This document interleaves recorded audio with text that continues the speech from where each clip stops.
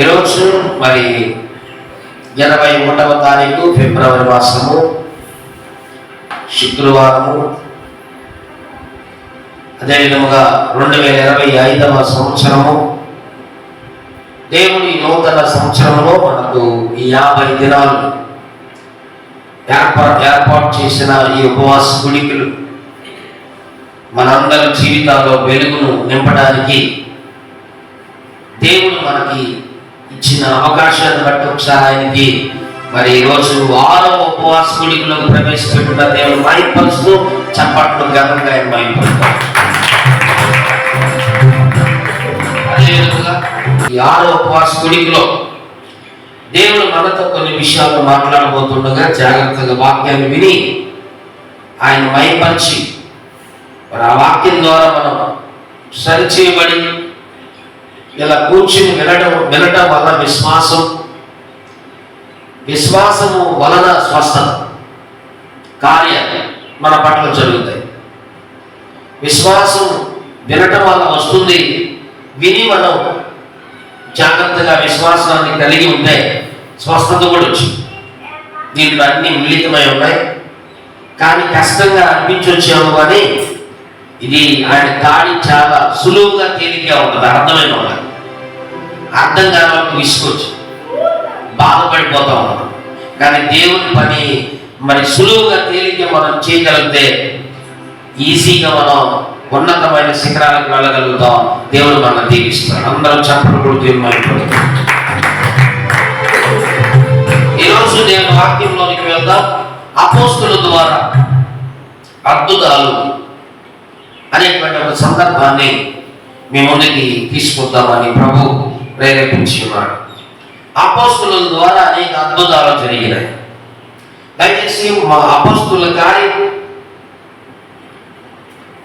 5వ అధ్యాయం బైబిల్ గ్రంథాన్ని ప్రతి ఒక్కరూ ఓపెన్ చేసి చూడండి. చదువుతున్నప్పుడు 5వ అధ్యాయం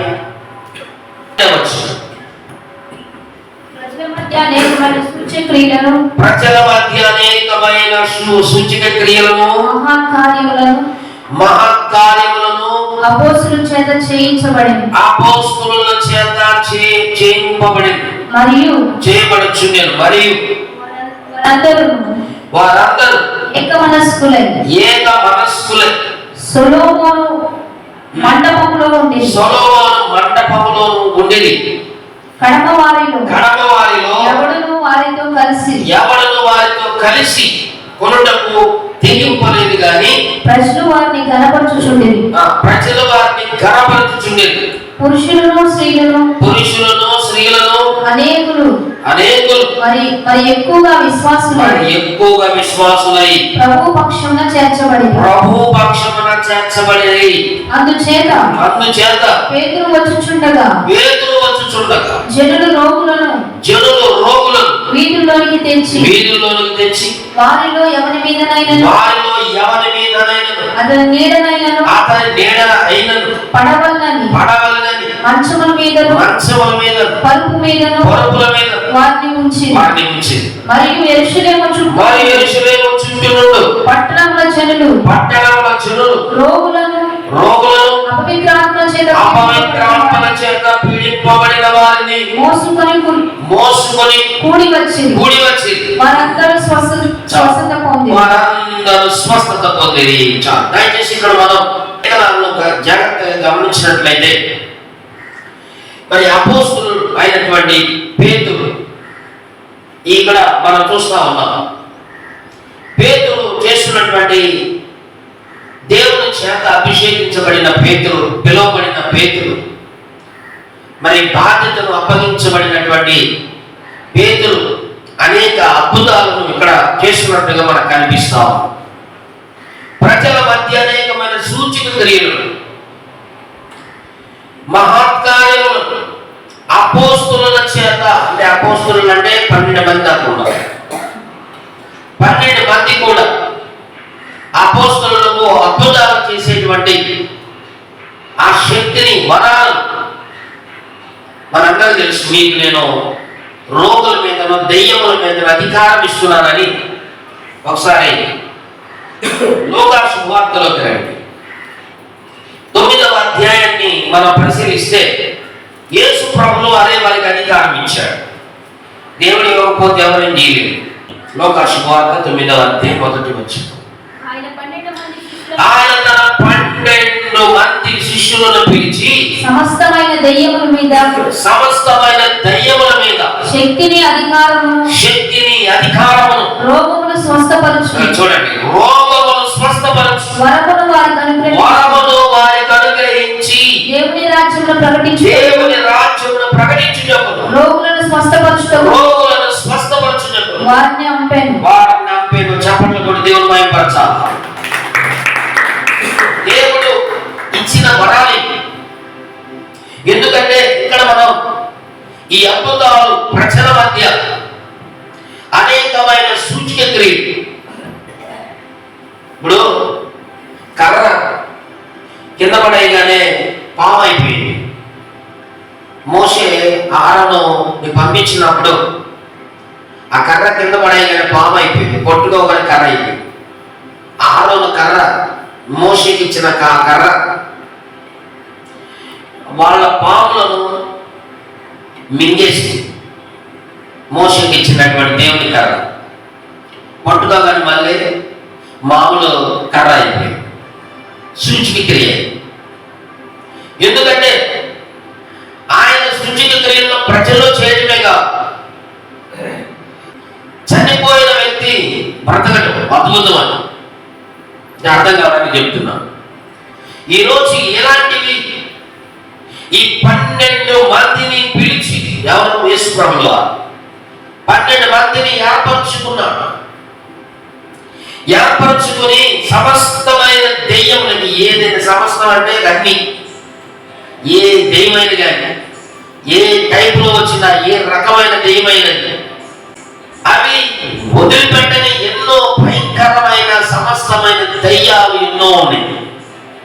వేలకు వేల శానా దెయ్యాలు. సామాన్యంగా వెళ్ళే కాదండి. మనిషిని భయంకరంగా గొలుసులతో కట్టేసిన తిప్పి రక్తం వచ్చేటట్లుగా గీసుకుని దాన్నే గాయపరుచుకునే దెయ్యాలు, తిట్టే దెయ్యాలు, ఎగిరి తన్ని బట్టలు తీసి అయ్యా కొట్టి చూడు. ఈ సమస్త దెయ్యములంటే కానీ ఏ రకం దెయ్యమైనా వాటి మీద దేవుడు అధికారం ఇచ్చాడు. శక్తిని అధికారం. శక్తి అంటే బలం ఉండాలి, స్ట్రెంగ్త్, పవర్స్, ఆల్ పవర్స్ ఇచ్చేసాడు. బలాన్ని ఇచ్చాడు, శక్తిని ఇచ్చాడు, స్ట్రెంగ్త్ ఇచ్చాడు. కొట్టే ఆ అధికారం కూడా ఉంది. తన్ని కాళ్ళ కింద తొక్కేసే పవర్స్ ఉన్నాయి. ఎవరికంటే 12 మంది పిలువబడినటువంటి అపోస్తలులకు ఎవరిచ్చేది శక్తిని? యేసు ప్రభువు వారు ఇచ్చారు. చెప్పలు కొట్టాలి ఆయనకి. ఆయన గొప్ప. 2000 సంవత్సరాల క్రితం కలవరి సిలువలో నీ కోసం నా కోసం బలి అయిపోయిన దేవుడు ఆయన. సాతాన్ని చిత్తగొట్టిన దేవుడు, సాతాన్ని జయించిన దేవుడు. 2025 సంవత్సరాల క్రితం యేసు ప్రభువు వారు రక్తం చిందించడం వలన, చనిపోయి తిరిగి లేపబడటం వలన ఈ రోజు యేసు నామములో శక్తి విడుదలవుతుంది. ఆ నామము చెబితే దెయ్యాలు గడగడలాడుతున్నాయి. చప్పట్లు కొట్టాలి ఆయనకి. ఉపవాసంలో శక్తి, దేవుడిచ్చిన శక్తి బయటికి రావాలంటే ఉపవాసం వల్ల దెయ్యాలు వెళ్ళిపోతాయని కూడా దేవుడు చెప్పాడు. చప్పట్లు కొట్టాలి. విశ్వాసంలో శక్తి ఉంది. విశ్వాసం వలన కూడా దెయ్యాలు వెళ్ళిపోతాయి. చప్పట్లు కొట్టాలి. ఈ రోజు దెయ్యాలకు భయం ఏంటో తెలుసా? ప్రార్థన. దేవుడి అధికారం కలిగిన వాళ్ళు అంటే అవి ఆ ప్రాంతంలో నిలబడవు. ఈ రోజు మనందరం దయచేసి గుర్తించవలసినటువంటి విషయం ఏంటంటే ఈ దెయ్యములకు, సమస్తమైన దెయ్యముల మీద శక్తిని, అధికారములు 12 మంది శిష్యులకి ఇవ్వటమే కాకుండా రోగములను స్వస్థపరచు వరము వారికి అనుగ్రహించబడి. అపోస్తలులోకి ఈ వరం రోగులను స్వస్థపరిచేయటము వంటిది ఒక వరం. అది ఎవరిచ్చాడు? యేసు ప్రభువు ఇచ్చాడు. ఎవరినైతే ప్రత్యేకంగా పిలుచుకుంటాడో, ప్రత్యేకంగా ఎన్నుకుంటాడో, ప్రత్యేకంగా పిలువబడిన వాళ్ళని అపోస్తలులు అంటారు. ఆ పిలువబడిన వాళ్ళు ఎవరైతే ఉన్నారో వాళ్ళకి ఖచ్చితంగా వరాలు ఇస్తాడు ప్రభు. వరాలు లేవు అంటే మరి ఎందుకు పిలిచాడు మనం చెప్పలేము. ఏం లేదు, అల్లిలో అంటే 4 ముక్కలు ప్రార్థన అనేటువంటిది ఏం కట్లగా ఏదో వాక్యం చెప్పేసి వెళ్ళిపోయే వాళ్ళు లేరు. శక్తిని పొందుకున్నారు, అభిషేకం వాళ్ళ మీదకి వచ్చింది. ఆ అభిషేకం ద్వారా అద్భుతాలు జరుగుతూ ఉన్నాయి. అంటే ఎంత పర్ఫెక్ట్ ఉన్న వాళ్ళలో యేసు ప్రభు స్థాయి వాళ్ళకి ఇచ్చాడు. నాకంటే అద్భుతాలు మీరు చేస్తారని చెప్పాడు యేసు ప్రభు. చప్పట్లు కొట్టాలి యేసు మరి. యేసు ప్రభు కంటే అద్భుతాలు చేసిన, యేసు ప్రభు లాగా వాళ్ళ గుడ్డి వాళ్ళను పైకి లేవనెత్తిన, గుడ్డి వాళ్ళను చూపొచ్చినట్లు చేస్తున్న యేసు ప్రభుదే. యేసు ప్రభు ఇచ్చాడు కనుకనే వాళ్ళకి అధికారం ఉంది. అంతేగాని మామూలుగా వీళ్ళు వెళ్ళిపోటేలో. యేసు నామము ఎంతో పవర్, యేసు నామములో శక్తి ఉంది, యేసు నామములో అధికారం ఉంది, యేసు నామములో వాటిని కొట్టే అధికారం కూడా ఉంది. ఏమనడానికి ఉండదు, చేయలేకపోతే వాళ్ళకి అంతవరకు ఆగిపోయింది. ఎందుకంటే దేవుడు మనకు అధికారం ఇచ్చినప్పుడు, దేవుడు మనతో ఉన్నప్పుడు, దేవుడి శక్తి అక్కడ ఉన్నప్పుడు దాని శక్తి పరిచి వెళ్ళిపోతుంది, భయపడిపోతుంది, పారిపోతుంది, స్వస్థత వచ్చింది, విడుదల కలిగి. మనము ఒక సేవకుడిని ఎలా చూడాలంటే ఆయన ఎప్పుడు ప్రార్థనలో ఉండాలని కోరుకోవాలి. విశ్వాసం కదలకుండా మా కోసం ప్రార్థన చేసి మేము దీవించబడతాం, సంతోషంగా ఉంటామనే ఆలోచన కొంతమంది విశ్వాసం అందరికి ఉండాలి. పేతురు, యోహాను శిష్యులు వీళ్ళంతా ఉపవాసాలతో ఉంటారు ప్రతిదినం. వాళ్ళు ఎప్పుడు ప్రార్థనలోనే ఉంటారు.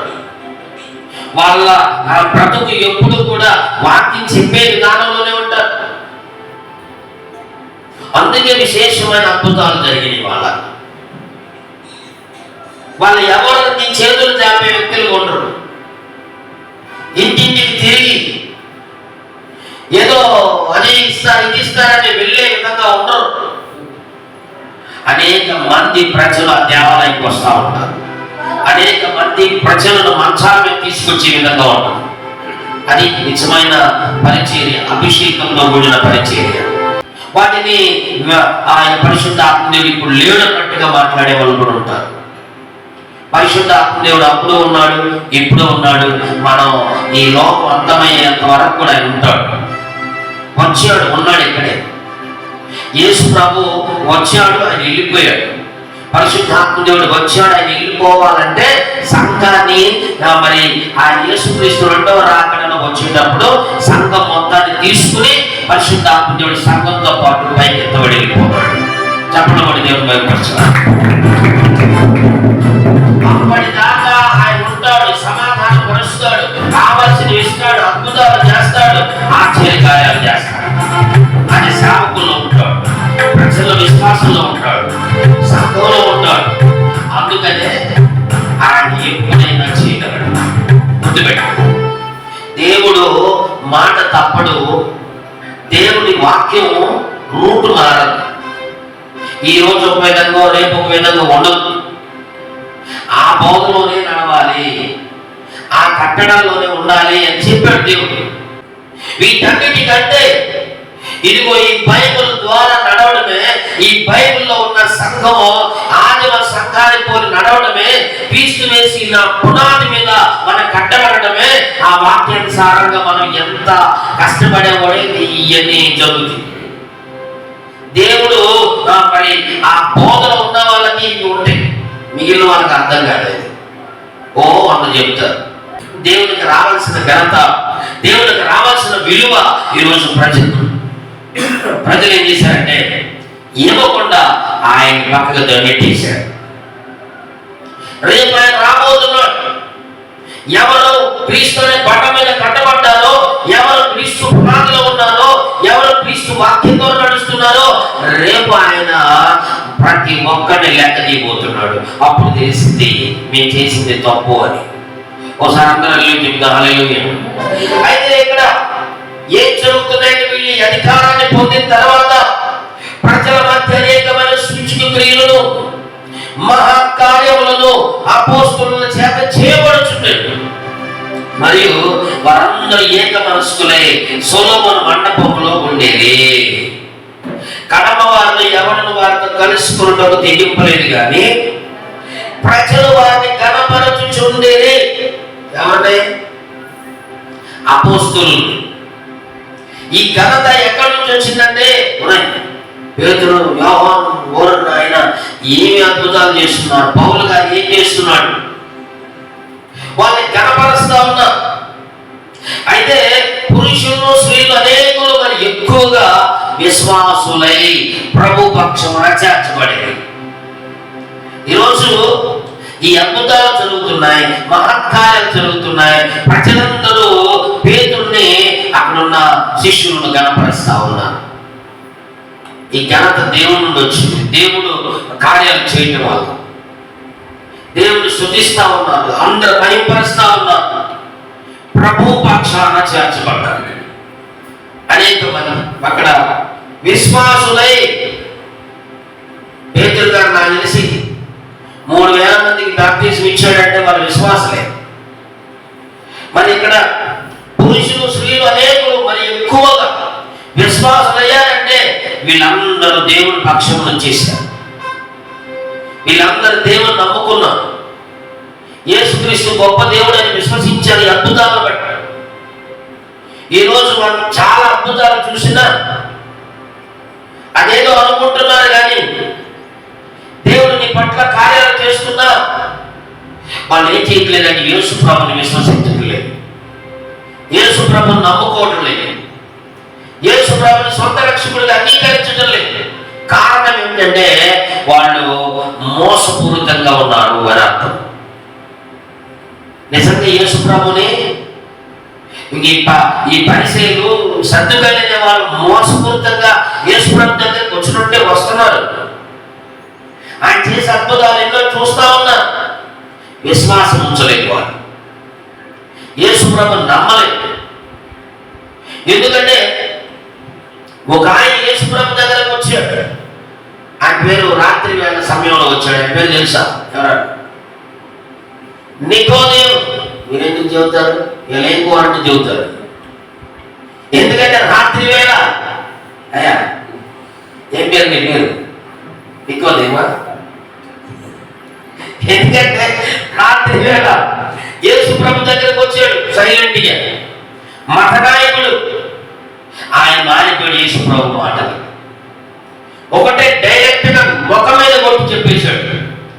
ఒక నీటి మూలంగా ఫస్ట్ మాట అన్నాడు, కొత్తగా జన్మిస్తే కానీ పరలోక రాజ్యం వెళ్ళమని చెప్పేశాడు. మతనాయకుడు ఆయన పెద్ద ఆయన సైలెంట్ గా చీకట్లో వచ్చాడు. ఎవరు చూడలే యేసు ప్రభుని గెలవాలి. ఒక నీటి మూలంగా ఆత్మ మూలంగా జన్మిస్తే పరలోకం అన్నాడు. అయిపోయి వాళ్ళపై కొత్తగా ఎలా జన్మించాలంటే నీటి మూలంగా ఆత్మ మూలంగా జన్మించమన్నాడు. ఎప్పుడైతే మతనాయకుడు వచ్చాడో యేసు ప్రభు మాటలు డైరెక్ట్ గా ఎప్పుడైతే చెప్పాడో వెంటనే తన జీవితంలో అతను మార్చబడ్డాడు. తర్వాత చూడండి, యేసు ప్రభు సమాధి దగ్గర కూడా ఈయన సెంటు అగరబత్తి సంబంధించిన మొత్తం ఆయన తీసుకొచ్చి ఖర్చు పెడతాడు. ఈరోజు యేసు ప్రభు చెప్పిన మాటలకు ఆయన మారిపోయాడు. అలా ఎవరో ఒకరు ఎత్తు. కొంతమందిని చూసిన కొంతమంది మారదు, కొంతమంది యేసు ప్రభు మాట వినరు. వాళ్ళ మతం ఏందో, వాళ్ళ కులం ఏందో, వాళ్ళ వర్గం ఏందో ఈరోజు రకరకాల సంఘాలుగా విభజించేసుకున్నారు.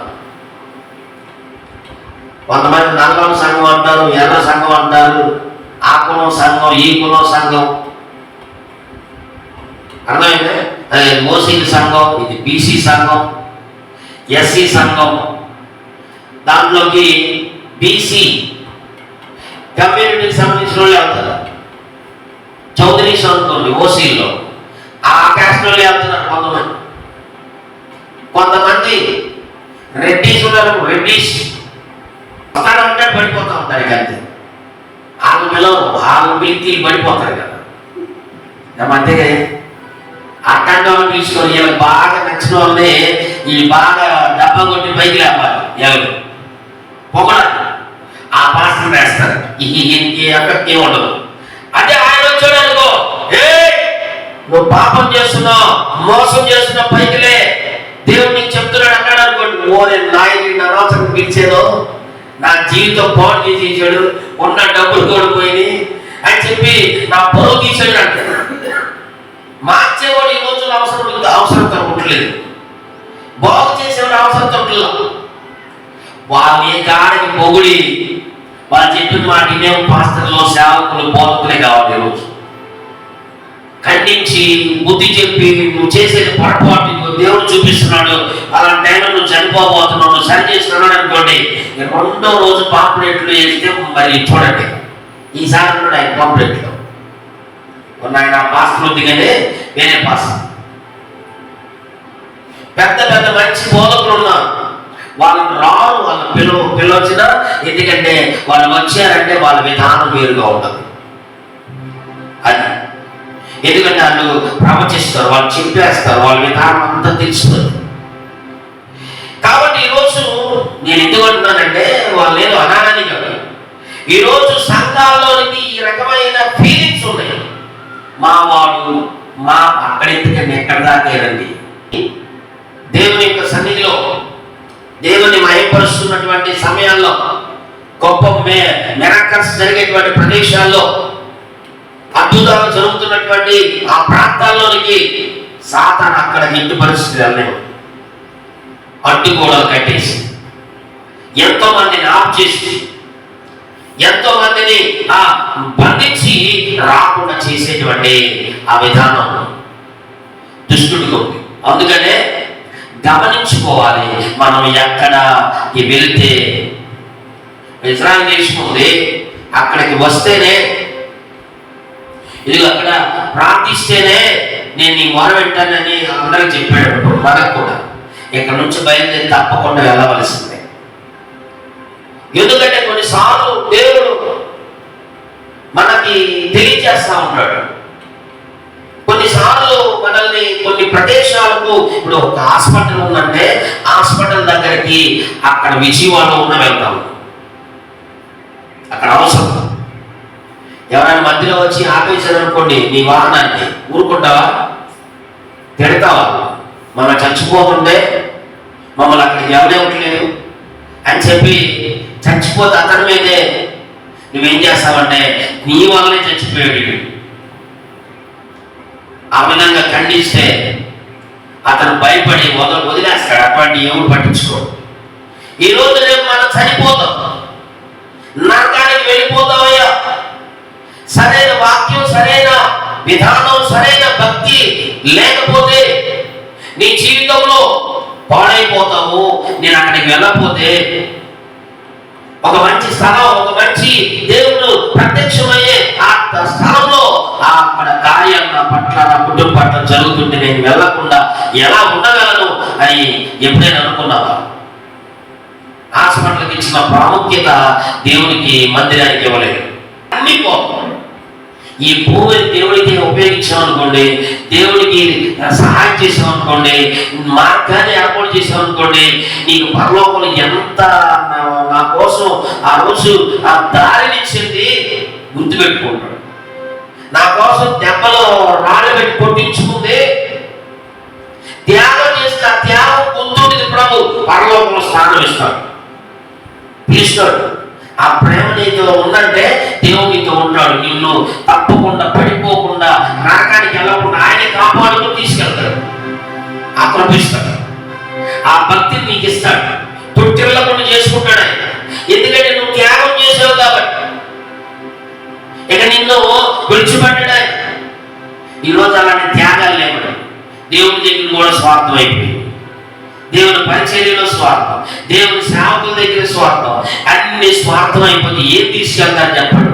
ఎన్ని రోజులు బ్రతుకుతాం మనం? ఎన్ని రోజులు జీవిస్తాం? అర్థమైంది? ఫుడ్ పాయిజన్ అయిందంటే ఇక వేసుకెళ్ళిపోతారు 108లో. 108లో వేసుకెళ్ళిపోయి ముక్కుకు పెట్టేస్తారు ఆక్సిజన్. ఇక అంటా ఉన్నారు అంతేనండి. ఊపిరాడు ముక్కుకు పెట్టేసి పెద్ద ఆక్సిజన్ సిలిండర్ పెట్టి అమ్మో ఊపిరాడుతుంది. ఏదయ్యా లోపల తినపడదు ఉనికి మనసులోనే, కళ్ళల్లో నా నీళ్ళు కాడుతూ ఉంటాయి. ఏ ఉపయోగం? ముక్కుకు పెట్టకుండా ఉండాలంటే దేవుడితో నువ్వు సంబంధం కలిగి ఉండాలి. సరే చెప్తా హల్లెలూయా. కాబట్టి ఈరోజు అనేకులు విశ్వసించి ప్రభు పక్షానికి వస్తుంటే నువ్వేమో ఎవరి పక్షాన్ని వెళ్తున్నావు? నేను మాకు ఆలు కావాలి, మాకు నీళ్ళు కావాలి, మాకు ఆవులు కావాలి, మాకు ఇది కావాలి, అది కావాలని ఈరోజు దారులు వేసేసుకుని అడ్డంకులు పెట్టుకున్నావు. ప్రభు పక్షాన్ని నిలబడ్డావా? ప్రభు పక్షాన్ని విశ్వాసంగా నిలబడ్డావా? ఆయనకి సపోర్ట్ చేస్తున్నావా? ఆయన ఆత్మలను సంపాదించే వ్యక్తిగా నిలబడుతున్నావా? పరిచయం చేసి నువ్వు అనేక మందికి చెబుదాం, అనేక మంది నడిపిద్దాం, అనేక మందికి ఈరోజు ఉపవాసాలు జరుగుతున్నాయి, బ్యాప్టిజాలు మరి తీసుకున్నట్టుగా ప్రేరేపింపు చేద్దాం. వాక్యం ఇంటి వాళ్ళు మారిపోతారు, వాళ్ళు సిద్ధపడతాం, పరలోకంలో ప్రతిఫలం ఉన్నది. ఎన్ని ఎవరు ఆలోచిస్తున్నారని చెప్పండి. సేవకుల కోసమో లేకపోతే ఇంకోల కోసమో నీ స్వార్థం కోసమో మనుషులు వాడుకోకండి. మనుషులను దేవునికి ఉపయోగపడేటట్టుగా పని చేయాలి, మేలు కలిగే విధంగా పని చేయాలి. ఆయనకి మహిమ వస్తుంది అనుకుంటే పని చేయాలి. ఏం మహిమ రానప్పుడు ఎందుకంటే, ఏం లేనప్పుడు ఎందుకు ఆలోచించండి ఒకసారి. ఏ దేవుని దగ్గర ఏ రెస్పాన్స్ రానప్పుడు ఉపయోగమే ఉంటుంది. దేవుడి దేవుని పని అక్కడ మంచిగా జరగటం వల్ల వేలాది మంది ప్రజలు రక్షించబడతారు. అలాంటి పరిచయించి అక్కడ యేసయ్య దేవుడు కదులుతున్నాడు, అక్కడ చేస్తే అనేక మంది మారుతారు అనే దానికి సపోర్ట్ చేయాలంటే చెడగొడతారు, చెడగొట్టి శాపాన్ని తెచ్చుకుంటారు, చెడగొట్టి ఆ శాప పూరితమైనటువంటి భయంకరమైన ఉగ్రత తెచ్చుకుని బలైపోతారు. అదే నువ్వు ఆ రోజు సపోర్ట్ ఇచ్చి నిలబడి నువ్వు చేస్తే నీ తరంలో నీ పిల్లలు నువ్వు ఎంత హ్యాపీగా ఉన్నారు. హల్లెలూయా. అందుచేత పేతురు వచ్చుచుండగా ఎంత బాగుందో చూడండి. చెరువులో రోగులను వీధుల్లోకి తీసుకొచ్చారు. మనోళ్ళు మాత్రం రోగులు తీసుకురామంటే తీసుకురారు. మనం పాస్టర్ గారే వెళ్ళాలి. కొన్నిసార్లు రానంట హాస్పిటల్కి వెళ్ళిందంటే హాస్పిటల్ కంటే ఎట్టగంట తీసుకెళ్తా ఉంటారు ఆటో ఎక్కించి. ఎందుకంటే వీళ్ళు ఏం చేస్తున్నారంటే పేతురికి టైం లేదు. ఓ పేతురు బిజీగా ఉన్నాడు. అర్థం చేసుకోండి. పేతురు ఎందుకు వెళ్ళలేదంటే మా ఇంటికి అంటలా వాళ్ళు ఏమంటారంటే వాళ్ళ విశ్వాసం ఏంటంటే ఆయన మనం పిలిచే కంటే ఆయన ఎంతో బిజీగా ఉన్నాడు, మీ ఇంటికి రావడానికి టైం సరిపోదు, ఆయన ప్రాంతంలో ఉన్నాడు, వాక్యం చెప్పే పని ఉంది, ఎక్కడికక్కడ డైలీ బిజీగా ఉంది. ఇలాంటి టైంలో రోగులు ఏం చేస్తున్నారంటే ఇదిగో వీధుల్లోకి తీసుకొచ్చేసారు. వాళ్ళే తీసుకొచ్చేసారు. తీసుకొచ్చినప్పుడు వాళ్ళ యవన మీదైనా తన నీడైనను పడవలని మంచముల మీదను పరుపుల మీద వారిని ఉంచిరి. అంటే పేతురు నీడ పడితే కూడా స్వస్థత వస్తుంది. పేతురు యేసు ప్రభువులాగా ఆయన వస్త్రాలు పట్టుకుంటే కూడా స్వస్థత వస్తుంది. పౌలు గారికి కూడా అదే అభిషేకం. ఇంత గొప్ప అభిషేకం పేతురు పౌలు శిష్యులకు. వాళ్ళు ఈ విధముగా చేతులు ఉంచితేనే అభిషేకం తాగుతున్నారు. అందుకనే వీళ్ళందరినీ రోగులను తీసుకొచ్చారు. అనేక మంది మారిపోతున్నారు. ఇలా మారిపోతున్న క్రమంలో ఎన్నో సమస్యలు ఎదురవుతున్నా కానీ నిజ సత్యాన్ని వాళ్ళు బయటకు తీసుకొచ్చారు. ప్రాణాలు కోల్పోయినాక ఇది పరిచర్య. ఇది సేవ అంటే. ఈ విధంగా మనం పరిచర్య సేవను చేయగలిగితే, ఇది అనేక మందిని ఆ దేవుని రాజ్యంలోకి నడిపించగలిగితే ఖచ్చితంగా నీకు పరలోకం ఉంటుంది. సరే చెప్తాం. హల్లెలూయా. చివరగా యెరూషలేము చుట్టూ ఉన్న పట్టణముల జనులు రోగులను అపవిత్రాత్మల చేత పీడింపబడే వారిని మోసుకుని రాకపోతే ఇద్దరు ముగ్గురు కలిసి 2 కాళ్ళు చేతులు కట్టి ఏం చేయాలి? ఎత్తాడలు పడేటివే. దెబ్బకెడుకో ఇక్కడికి వచ్చేసింది ఆటో. లేదంటే గొలుసు కట్టి ఇక ఆటోలో కూర్చోబెట్టి ఆటో గొలుసు కట్టేసి 2 పట్టుకుని తీసుకురావడమే. వాళ్ళు చూడండి, మోసుకుని అంటే వాళ్ళు పట్టుకుని తీసుకొస్తున్నారు. పీడింపబడిన వారు మోసుకుని కూడి వచ్చిన వారు అందరూ స్వస్థత పొందారు. వాళ్ళ విశ్వాసం ఏంటంటే ఇక్కడికి తీసుకెళ్తే స్వస్థత వచ్చింది. ఆల్రెడీ పేతురు అభిషేకంతో కనపడుతుంది, ఇంకా అవసరం లేదు. ఏ సునాములు దెయ్యమాయిలు పడ్డాడు అయిపోయింది చెయ్యాలి పెడతాడు. అసలు ఆయన పవర్ ఉంది, అధికారం ఉంది, శక్తి ఉంది, వెంటనే దెయ్యం వెళ్ళిపోయింది. ఇలా అందరూ స్వస్థత పొందారు. చప్పట్లు కొడితే అయిపోతాం బలంగా.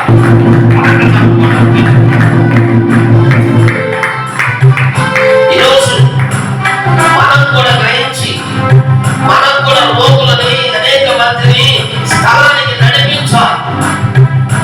ఉపవాసాల్లో మాసంగా ఉంటాడు, రాలేని పరిస్థితులు ఉంటాయి, బిజీగా ఉంటాడు. మేము అక్కడికంటే ఇక్కడికి రనే కంటే కూడా ఇక్కడికి రావడం ఎంతో విశ్వాసం అని. సరే అల్లు చెప్తాను. దగ్గరకు తీసుకోవడం అది దేవుడు ఇంత బలవంతంగా వాళ్ళు ఎంత విశ్వాసంగా తీసుకొచ్చి ఉంటారు ఆసక్తితో. అది చూశాడు. దాన్ని బట్టి వాళ్ళు స్వస్థతలు పొందుకున్నారు.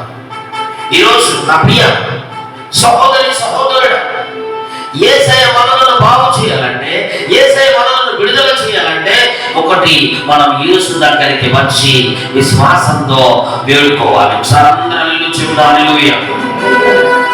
చివరికి ఒక పాయింట్ చెప్పి నేను ముగించేస్తాను. అపోస్తుల కార్యంలోనే 2వ అధ్యాయం 43వ వచనం. అప్పుడు ప్రతి వానికి భయం కలిగెను. మరియు అనేక మహత్కార్యములను సూచక్రియలను అపోస్తలుల ద్వారా జరిగెను. హల్లెలూయా. అపోస్తలుల ద్వారా ఇవన్నీ జరిగినాయి. ఈరోజు మన పట్ల కూడా జరగాలంటే ఇక్కడ మనం చూస్తాం. 3వ అధ్యాయం 12వ వచనం కూడా ఒకసారి చదవండి. పైన 3వ అధ్యాయం 12వ పేతురు దీనిని చూసి ప్రజలతో ఇట్లా నేను ఇశ్రాయేలీయులారా మీరు విని విషయమై ఎందుకు ఆశ్చర్యపడుచున్నారు? మా సొంత శక్తి చేతనైనను భక్తి చేతనైనను నడవను వీటికి బలం ఇచ్చినట్టుగా మీరెందుకు మా తట్టు తేరి చూచుచున్నారు? హల్లెలూయా. పేతురు ఎంతో తగ్గించుకున్నారు. ఇది మా బలం, మా శక్తి కాదు, ఇది దేవుడు ఇచ్చింది. ఎందుకు మమ్మల్ని ఆశ్చర్యపడిపోయి మీరు బాధ్యతలు వస్తున్నారు అని ఎంత తగ్గించుకున్నాడు. అందుకే ఓకే, దేవుడు బాగా తగ్గించుకున్న వాళ్ళని చూసే దేవుడు ఇస్తాడని పిలుస్తాడు. ఎవరు పెడతారు దేవుడు. ఒక చోట ఒక నిర్మీయాలు ఎవడో మిమ్మల్ని రమ్మంది బియ్యం గుచ్చుకోండి అని పుట్టాడు అంటారు. ఎవడో బాబు నేను రమ్మంది ఎవరు చేయమన్నారంటే రేపు అడుగుతాడు దేవుడు లెక్క. ఎందుకంటే నా గొర్రెలు మేపని ప్రత్యేకంగా చెప్పాడు, నా సేవ చేయమని ప్రత్యేకంగా చెప్పాడు. ఎలాంటి వాళ్ళను దేవుడు దీవిస్తాడు, నడిపిస్తాడు, వాళ్ళకు తోడుగా ఉంటాడు. అలాంటి వాళ్ళే రావాలి. ఏదో బ్రతకడానికో లేదో ఏదో భోజనం తినడానికో లేకపోతే పేరు కోసమో లేకపోతే నేను కూడా పాస్టర్ గారి ట్రైనింగ్కి వెళ్ళి నా కుటుంబం పోషించబడ్డానికో సంఘాలు అనవసరమై త్యాగం చేయాలి. ప్రాణం పెట్టగలిగిన కాపరి మరి వీళ్ళందరూ కూడా తెగించేవాళ్ళు. వారి ప్రాణాన్ని పణంగా పెట్టారు, ఆఖరికి చనిపోయారు క్రీస్తు కోసం, త్యాగం చేశారు. అలాంటి సేవకులైతేనే అలాంటి ఆ సంఘంలో అభివృద్ధి విస్తరిస్తారు. వారి పట్ల దేవుడు మేలు చేస్తారు. దేవుడు మన దీవించును గాక. ఒకసారి అందరినీ చెప్దాం. హల్లెలూయా. మీరు కూడా గ్రహించి అద్భుతాలు చూసిన వాళ్ళు ప్రతి ఒక్కరు ఏం చేయాలి? రక్షణలోనికి రావాలి. కొంతమంది రావాలి, ఓ 20, 30, 40 సంవత్సరాలు దాకా బడాయికి పోయి అప్పుడు వచ్చి ప్రభా నా కాలు పోయిందయ్యా, అయ్యా నా చెయ్యి పోయిందయ్యా, 2 నిమిషాలు మాట్లాడి వదిలేస్తా. ఏదో మోతిని తిరుగుతుందయ్యా, బ్యాప్టిజం ఇస్తే బాగుంటుంది, చేసి చేసేది మోసపోను. తీసుకోలే టైంలో నువ్వు తీసుకోదా. మేము మరి శాంతం యావన వయసులో తీసుకున్నాం. మా యావన జీవితాన్ని త్యాగం చేసి నేను మాకంటే మా పిల్లలు అసలు ముందే ఇంకా 6 years లో తీసుకున్నారు. ఇంకా వాళ్ళేమన్నారు, కొంతమంది ఉంటారు, ఓ 40, 50 పెళ్ళిళ్ళు పిల్లలు అంత అయిపోయి తన్నుకుని తిట్టుకుని దెబ్బలు కొట్టుకుని అప్పుడు వస్తారు. కాపురం ఎంత చండాలంగా ఉంది అయ్యా, పట్టుకలో భారతి దేవుడి కన్నా కాపురం బాగుపరిస్తే మేమిద్దరం కలుసుకుంటే అప్పుడు మేము ప్రాక్టీస్ తీసుకుంటాం. అంతే నమ్మసారి ఈ కేసులు 100 కేసులు ఒరే మనం తీసుకోవాలంటే వినడం, సినిమాలు చూడాలి, రకరకాలుగా అన్ని చూసి ఆనందించి అన్ని అయిపోయినాక అప్పుడు వచ్చి దేవుడి దగ్గర నీకు ఏం వరాలంటే ఏం ఫలాలు ఉంటాయి. యవన జీవితాన్ని ప్రభు కనిపిస్తే ఫలాలు ఇస్తాడు, వరాలు ఇస్తాడు, అద్భుతంగా నీకు కావలసిన పంట పోసుకుంటాడు. నీ పిల్లలు, నీ కుటుంబం దీవెనకరంగా ఉంటుంది. ఇది బద్దె. అమ్మో నాకు ఇవన్నీ పడవగానే నేను రోజు సీరియల్ చూడాలి కదా, ఈ సీరియల్ కూడా ఒకటి ఉంది, ఈ సినిమాలు కూడా ఒకటి ఉంది, లేకపోతే నాకు బూతులు మాట్లాడిపోతున్నా ఈ మాట నువ్వు మానవ తీసుకో. ఇక అంతే సార్, మార్చుకుని ఏసై పక్షానికి రండి. ఏసై మీ పట్ల తోడుకుంటూ ఎన్ని అద్భుతాలు చేస్తాడు. ఆయనకి విలువివ్వండి చాలు. దేవుడికి విలువించే వాళ్ళు కావాలి ఆయనకి.